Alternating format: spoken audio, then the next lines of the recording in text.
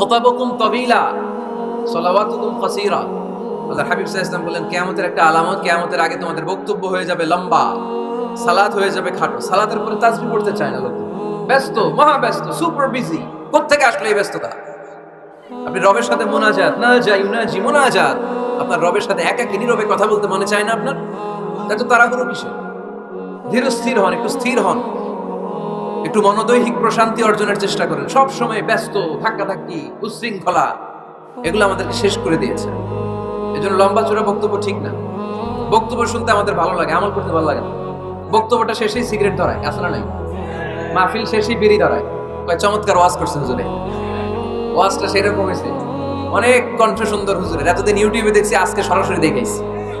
আসলে নাই কি লাভ হয়েছে? লাভটা হয়েছে কি? এই যে মাহফিল শেষে বিড়িটা ধরাইলেন আর গেলেন, কোনো লাভ হয় নাই। এগুলো থেকে বেরিয়ে আসতে হবে।